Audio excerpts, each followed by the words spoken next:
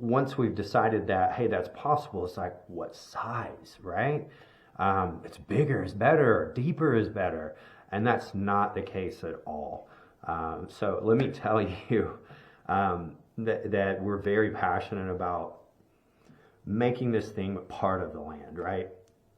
If you're watching this video and you just drive around, wherever you are, whatever state you're in, you can drive around and you'll see, you know, these ponds that look just perfect, right? They fit in with the landscape, and usually those are lakes. And I'll go into in another segment the difference and some of the nomenclature and all that. But typically you'll see these things that look amazing, and then you'll see these things that you know that were kind of forced on the land, right? So if you go to our gallery and you look on our website, you'll see that, you know, all of our ponds look like they should be there, with the exception of a few swimming ponds that we built. But all of them look like part of nature, right? So we use the elevations, we do a lot of grading and a lot of after work to really make these things look incredible. So the sizing of your pond, I think the four big topics under this are size should be, number one is size should be relative to the property that you own, right?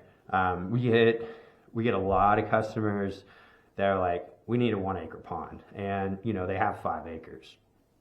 Well, that's quite a bit of water on a 5 acre property. And usually what we do is we go in and we do some renderings on a Zoom call, and they see that a 1/2 acre and a 3/4 acre is probably, 3/4 acre would probably be the right size. Not saying that you can't have an acre pond on a 5 acre plot. Don't hear me say that. That's just a lot of property that you're eating up. So relative to size, you want to stay, you know, in 1/2 to 3/4 acre.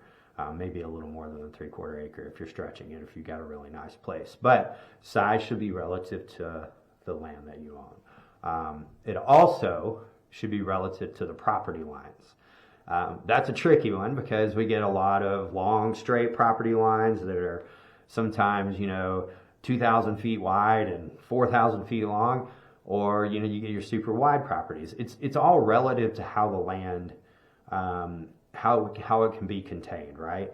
And how it will look based on the elevations.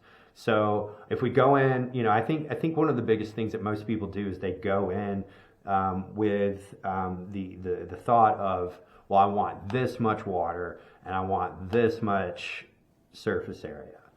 And I would say most of the time during our on-site consultations, we size down. And the reason why we size down, I think number one is for budget, and number two is just because of how big it is on the property.